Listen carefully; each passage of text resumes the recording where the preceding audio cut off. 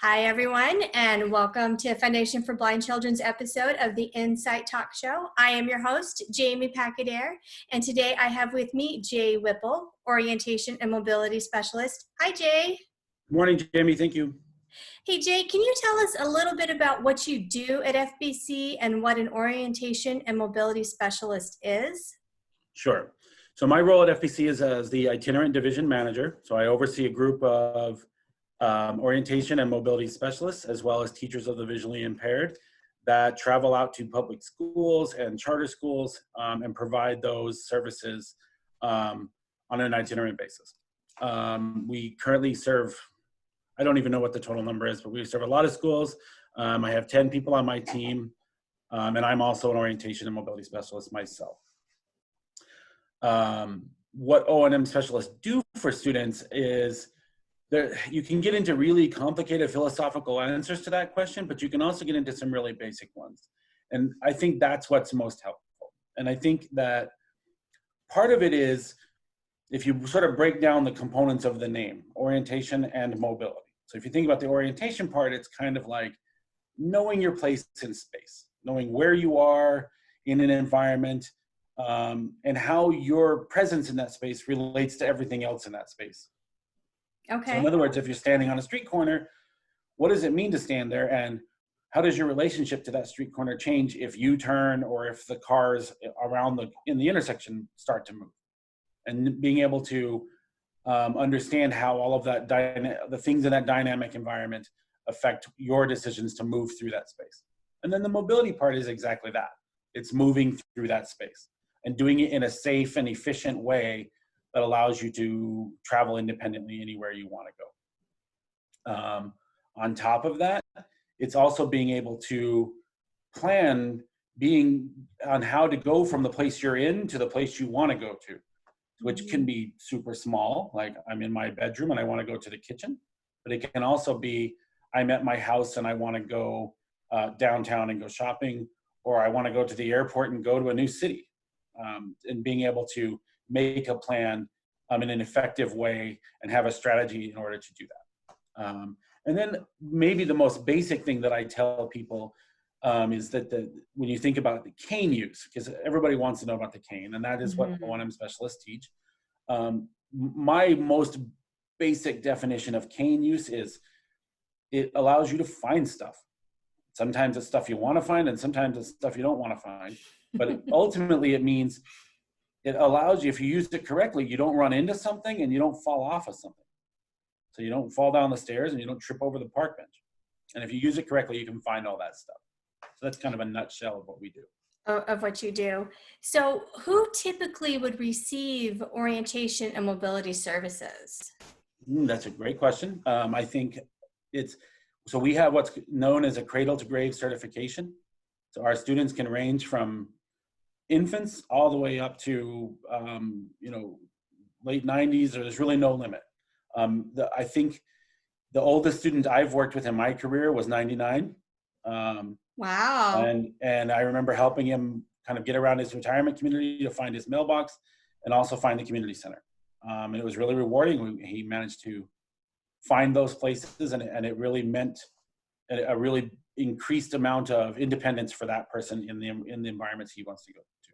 I think the youngest student that I've ever worked with on a regular basis, where I've had scheduled appointments over and over and over, was just prior to her second birthday. And so there's a huge range. Typically though, most students are getting their orientation and mobility training in their school years through their public schools or through an agency like Foundation for Blind Children. And then occasionally when adults lose their vision as adults, they'll get it through an agency like FBC as well. Okay. So for right now, since everything is closed, what can parents do to still work on orientation mobility services? So I wanted to talk a little bit about what this would look like at home. So since you talked about cradle to grave, let's start with the little ones. What are some ideas that parents of toddlers could do at home to work on these skills? So I love working with toddlers. And in some ways, this is the most organic group for this, because O&M with really little ones is heavily involves the parents anyway. And the parents are the ones that are around the children the most anyway. And so I think one of the things that I've tried to focus a lot on, recently in our sort of virtual world that we're living in, for the really little ones, there are some pre-cane skills you can do. Mm-hmm. Part of that would be like, and I brought a couple things like wooden spoons. So hopefully we can see that. I'll back up a little bit. Yeah, we can see And that. like aluminum mixing bowls. So little kids love to make noise and love to reach out. I think Mm-hmm. these kinds of concepts can work on a whole bunch of things. So you can work on the idea that tools of some kind, like a cane or a wooden spoon, extend your reach beyond arm's length. And Okay. you can use that wooden spoon to search for the bowls or to locate objects, which is very similar to what a person does with their cane as they get older. So even though you may not have an actual physical cane, you can start to use those things. There's also lots of other pre-cane devices like little toy shopping carts and push carts and all kinds of things that allow you to start to detect obstacles and find stuff in your environment. And that all of those things sort of extend your sense of touch and allow you to explore a little bit. And I would, as a parent, encouraging your children to kind of really explore, get out there, find their way around the home or the apartment or the park or whatever it is, the front yard. Be there with them and really encourage them to start to move through spaces and try to use tools and their senses to start to search for environments. So another part of going back to the original question about what O&M specialists do and helping you to know I mentioned knowing where you are in space. That's facilitated by understanding what your body as a whole is. Those concepts of like, this is my right hand and my left hand, and Mm-hmm. and how my feet move and all of that. And for a lot of our little students, they need a little help learning some of that. I mean, most kids see their parents do it and they learn it incidentally, and nobody really explains to them like what patting your head or tapping your feet really means, but we can help them.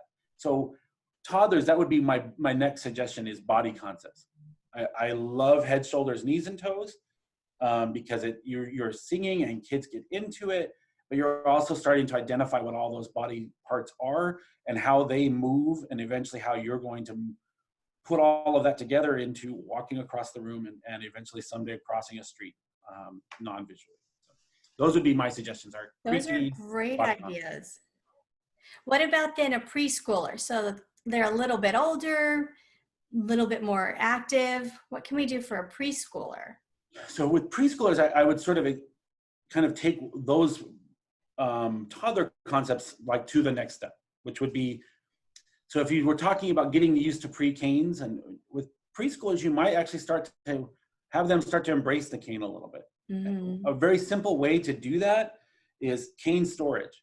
Get them into the habit of that when I leave the house, my cane is right there by the door and I pick it up and I leave. And when I come back into the house, I put it right there by the door. Or some people do it right inside the garage door, or whatever natural way that you are exiting the house with your child. Make sure that process of coming in and out involves the cane.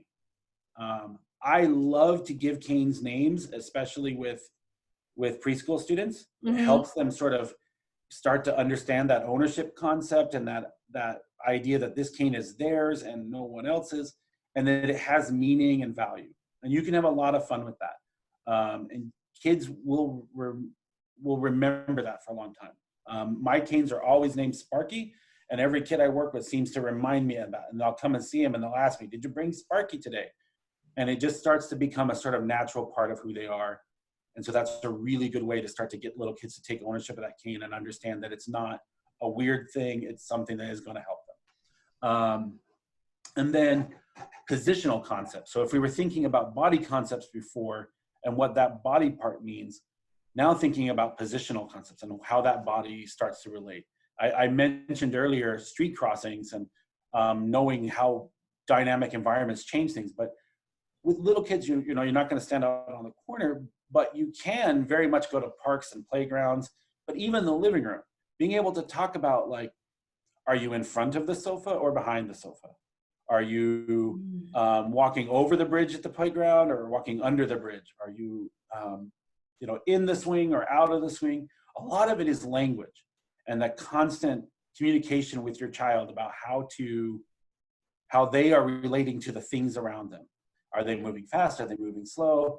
If other things are moving around them, like siblings, you can talk about, like, how, the brother or the sister was in front of them, but now they ran around behind them, and now they're above them because they climbed up the ladder and kind of below the ladder. So really starting to understand positions and using rich language to describe their position, and how it relates to those other things. And even yourself, if you are the parent and you're interacting with your child, you said, I was in front of you, and now I'm behind you. I was on your right, I was on your left, those kinds of things. Those are really good ideas. I especially like remembering to use your cane when you leave the house. I've seen families sometimes put those command hooks up Yep. by the entrance so that they can hang it. That's one idea to remember it. But then also those concepts over under, the ones we don't usually think about, but really truly need to explain and teach our kiddos. Absolutely. Language is everything. Not only when I teach in person, but Mhm. virtually, it's all about how are we going to just talk about these concepts and then practice them. What about a child that's in early elementary school that already is well established with their cane? They've got a few ideas. Now, what can parents do for them? So here's where you kind of take it, like you said, you take it a little bit forward. They've established some of that ownership of a cane. If they haven't, you can always do the previous steps too. But one of the things I really like to start hitting hard and heavy at early elementary is right and left. Not only understanding your own right and left, but the person in front of you, that opposite right and left as well. And really using language to reinforce right and left constantly. With a lot of my students, sometimes I'll give them like a tap on a left shoulder or a tap on a right shoulder when I say it. And I'll say, let's make a right turn. Sometimes I'll use my own cane and I'll tap my own cane on the ground 2 times. And parents can do something similar, like they can snap their fingers on the right, they can clap, and start to associate something to really help reinforce those concepts of right and left. That's something that a lot of kids, sighted or not, struggle with. And if we can really reinforce that and get that concept built early, that's going to serve them well throughout their whole lives. So that's a really big one. And then with cane use, it's gone beyond just take it with you and make sure that you have it, and every time you leave your house, to a point where probably the simplest thing that parents could do that would help me and help their student right now is the idea of, okay, now you've got your cane with you, keep it in front of you, and the cane tip is on the ground.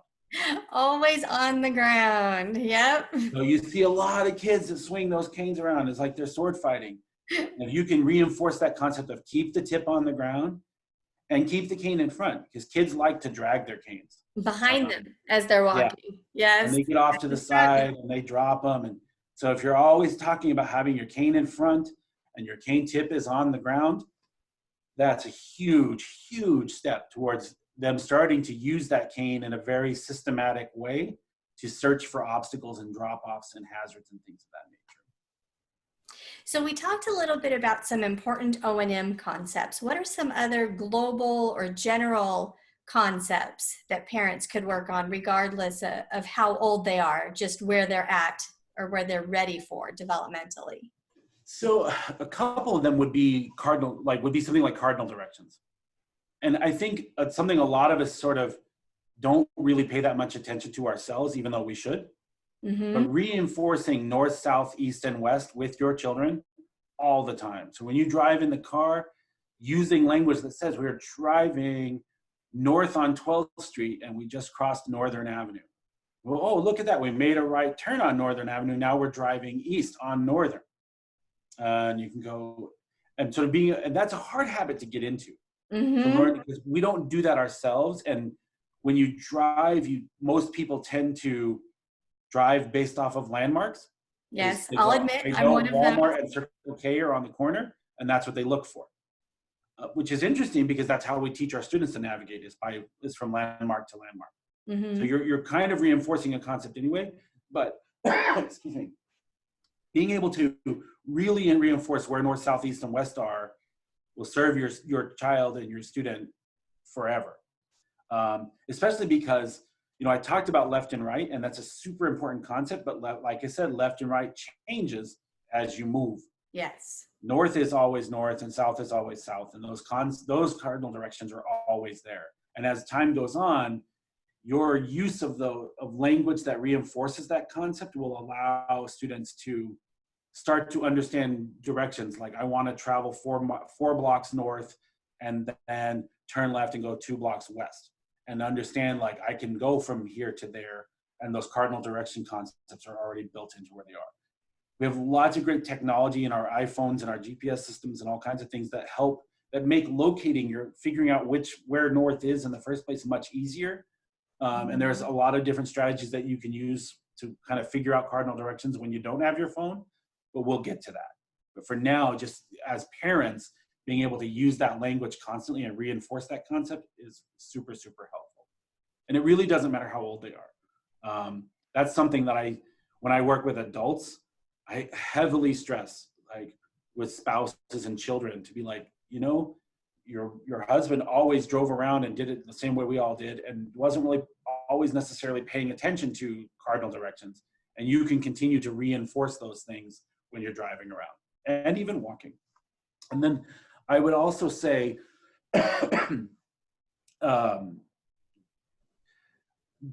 just the general notion that, I know we mentioned this for little kids, but that idea that every time you leave the house, that cane goes with you. The cane is a positive tool. Mm-hmm. It is a very liberating tool. I'm an O&M nerd, so I love canes and could talk about them all day. But just knowing how sophisticated a tool it is for something that hasn't really changed that much for centuries, and just constantly reinforcing the positive nature of what a cane is, and just embracing it. I love decorating canes and using canes in a way that make people want to have them in their hands. Do you have any other important cane tips? I really like that idea of decorating a cane. Do you want to talk about that just a little bit, what that would look like for a student? Absolutely. And canes, I think people have an image in their minds of a long white cane with a red tip or an all white cane. And that's absolutely wonderful. There's nothing wrong with those canes. In recent years, there's been a start of a shift where you can start to get canes in multiple colors. You can change the grip colors and the tips and all kinds of things. And I think for some kids, it's a really great way for them to sort of take ownership and customize it, and it's theirs. My only caveat to decorating a cane or changing the color, because you can decorate a cane any way you want. I've done hundreds of them over the years using all kinds of materials, and some of it was more successful than others, but it really, I've done a lot of it, and I do an entire series of discussions sometimes about decorating canes. What I will say is that especially if you're very new to using a cane and you're not using it maybe as efficiently as someone who's had years and years of training, the rest of the general populace doesn't always recognize a purple cane in the same way that they recognize a white cane with a red tip. And so knowing that you are trading a little bit that secondary function of a cane, which is the world identifies it and then hopefully interacts with you in a more appropriate way, that you sacrifice a little of that when you change the color of a cane. However, I've had lots of kids who are like, they do not want that white cane, but a purple one sounds pretty cool. And so I'm of the opinion that any cane in your hand is better than no cane in your hand, because you can still find stuff, which is by far the most important function of the cane, is to help you find those obstacles. Like I said, you don't run into something, you don't fall off of something. So those can be some really fun ways to get kids to sort of embrace using their canes, is to kind of name them and decorate them and all of that. Really personalize it and make it more part of them and want to use it because it's the way they want it and not just a typical white Exactly. cane. So I know people that actually own lots of canes, and they'll use a different colored cane depending on the occasion they're going to. So I have a Fun. colleague, a former coworker who is an attorney, and he is visually impaired, and he works a lot in Washington, D.C., and he has to go to a lot of very formal black tie kind of events. Mhm. And he has an all black cane that he uses for that because he feels like it's a more formal cane. And so he will take his black cane when he goes to those events. But really, the most important thing about a cane is that it's yours and it's going to serve you if you use it. It does you no good in the closet. It does you no good in the corner. If it's not in your hand and you're not using it, it may as well not exist. And so I would much rather students use one that they embrace than to not use one at all, if that makes sense. Thank you, Jay. Before we wrap up, do you have anything else you'd like to share with parents about working on O&M at home with their child? Only that you can always reach out to FBC. I'm always available. I am happy to speak to any families about those kinds of questions. We have caseloads and we have students that we work with that are technically ours, but we're here for all those families. And so whenever there are questions about O&M, or if your cane breaks, I can probably fix it for you. If you get it to me, I can probably fix it. And it save you some money. We want to be there for our families. And so I'm always open to reaching out, and I'm sure you can do that. I'm not sure how you can get my contact information through this video, but maybe we can find a way to connect through our FBC website. Yes. Thank you, Jay, for being on the Insight Talk Show. No problem. Thank you. I appreciate all the info about canes and really making it your own, and I think recognizing that if you're not using it, it doesn't do you any good. So finding ways to get our kiddos to use it. So Absolutely. thank you very much. I appreciate it. Thank you. Thank you, everyone, and join us next time as we talk to Erin Miller, a speech and language pathologist, about some communication strategies that we can use at home for our little ones. Have a great day, everybody. Thanks.